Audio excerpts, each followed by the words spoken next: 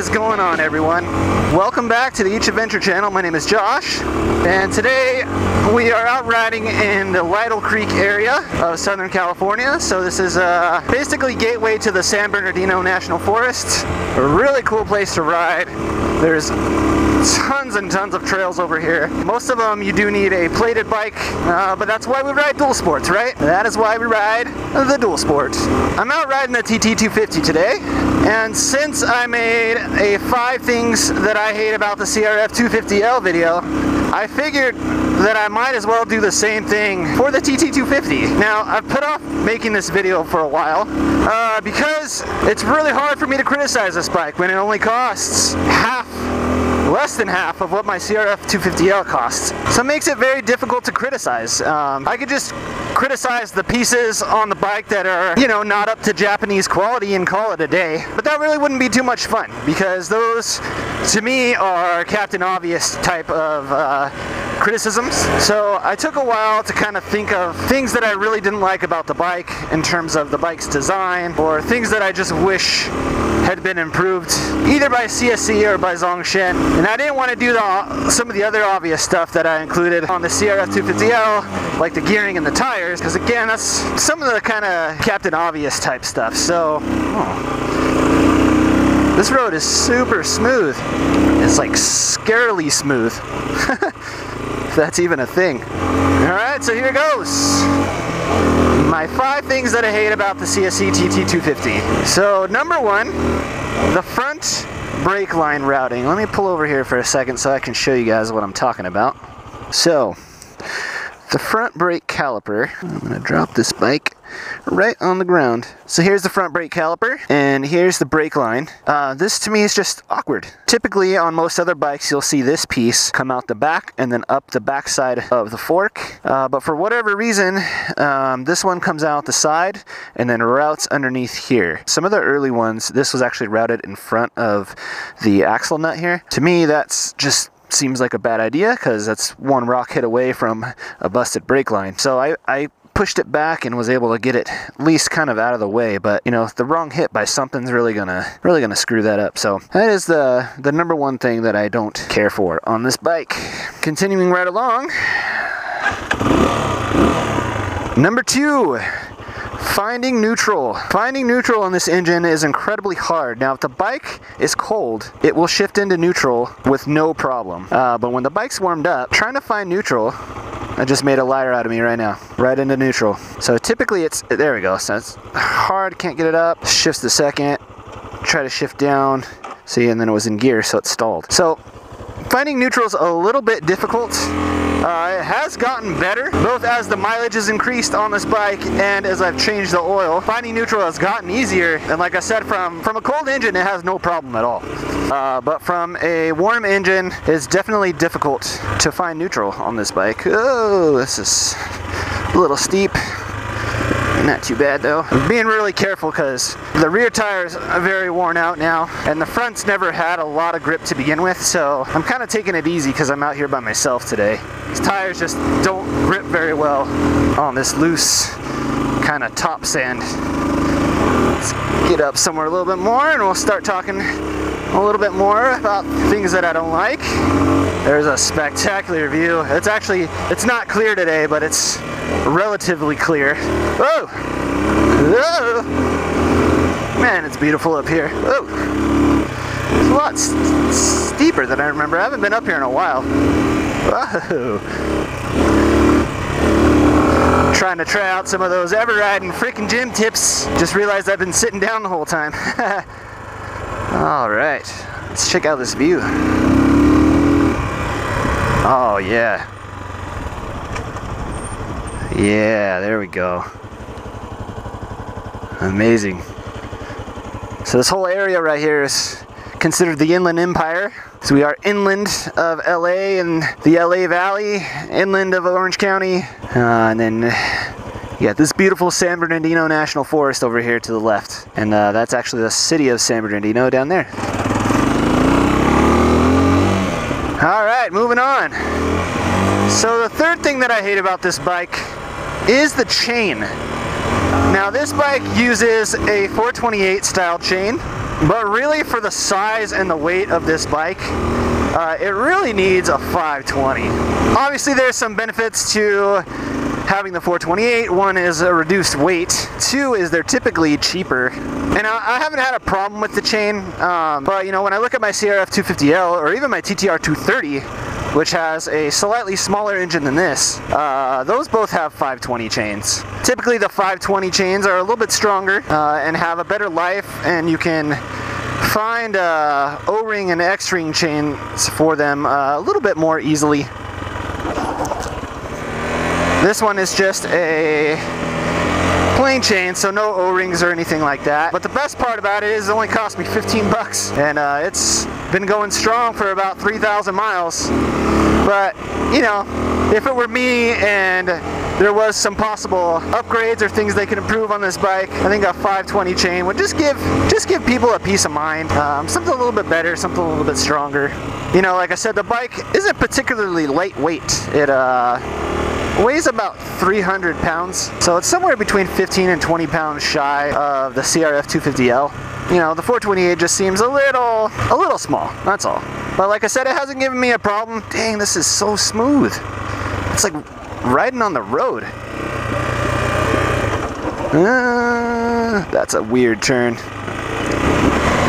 So yeah, so that's a third thing that I don't really care for.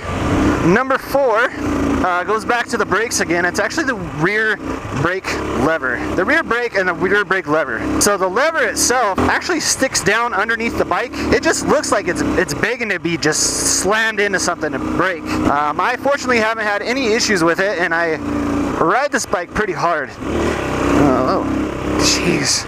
I have no grip when it comes to the sand. The front tire just wants to slide.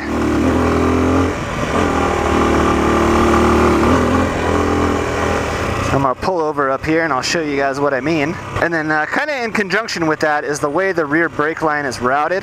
Caused me some problems with the rear brake not working because air gets trapped in the brake line. So I'll show you exactly what I'm talking about here. So if you look at the rear brake, this whole assembly here, here's the bottom, and it sticks out maybe about, I don't know, half an inch maybe? Just looks like something's just begging to smack it, break it off. There's nothing I can really do about that. Like I said, it hasn't caused me a problem, but it is something that I wish they could fix somehow. You can see here, here's the rear brake line, and because of the way it's routed, it kind of comes up and then rolls around here, and air gets trapped right in here. So even if you bleed it out, the liquid goes through, but the air kind of gets stuck in there. If you ever get one of these and you need to bleed it, it's best to get like a vacuum bleeder rather than trying to pump the brake. But yeah, moving on.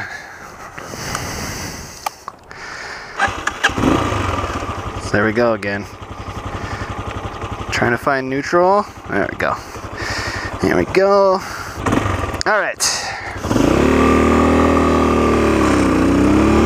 So the last and final thing that's on my list of things that I hate about this bike, things that I don't really care for, is the mess of wires behind the headlight. This bike has a notorious problem with the speedo cable breaking, and part of that has to do with the headlight fixture and how little space there is back there once it's mounted properly to the bike. Now it's getting more bumpy. So there's wires for the headlight and wires for the various lights and things that are in the stock cluster, along with the speedo cable. And originally the front brake line was routed through there too, and I moved that out of the way because I didn't like how it was wedged down in here. When we get to the top, I'll see if I can show you the cluster of wires that I'm talking about. Oh!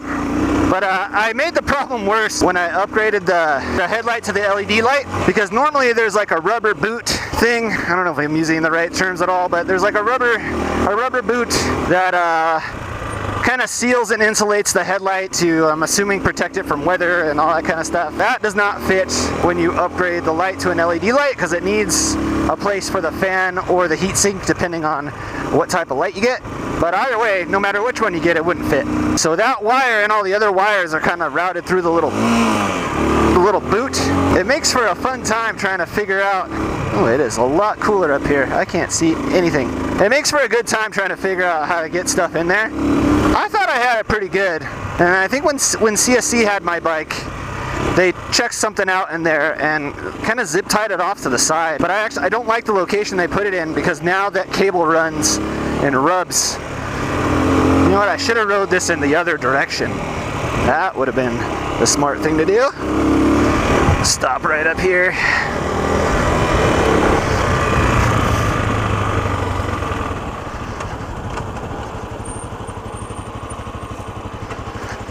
All right. So you can see right here, so this is the sheath that all the wires go into. And then there's this boot that normally sticks on the back where that LED light goes. I don't know how well you can see that.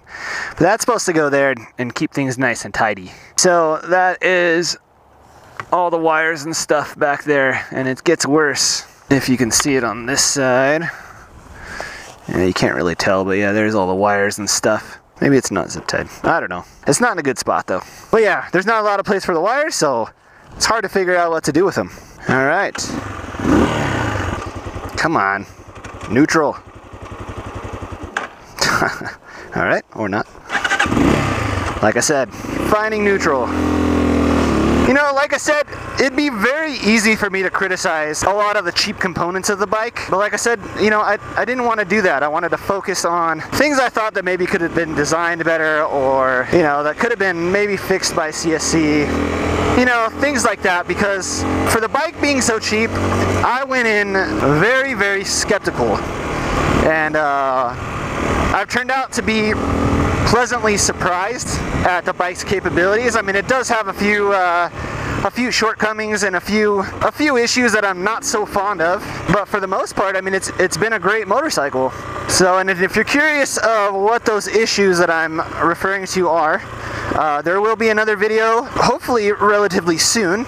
Once I hit about 5,000 miles, there's going to be an updated review, which I'll go into some detail about things that have either broken, or things that I think probably should have never broken, or things that I think should never have needed to be fixed so soon. But like I said, you know, I went in super skeptical, and I've been pleasantly surprised. So anyways, that's gonna go ahead and conclude this video. So if you like this video, please leave a like down below. If you're new here, please subscribe. I should have gone down. Dang it. If you like adventures, if you like bike reviews, if you like anything adventure motorcycle, dual sport motorcycle related, definitely hit that subscribe button. I'd love to have you along for the ride. I'd love to show you some of these cool areas we get to ride in over here in Southern California, and places only accessible via dual sport. You can't ride regular motorcycles up here, so if that's something you're into, definitely hit that subscribe button and hit the bell to be notified of future uploads. So until next time, guys, have fun, take care, and ride safe.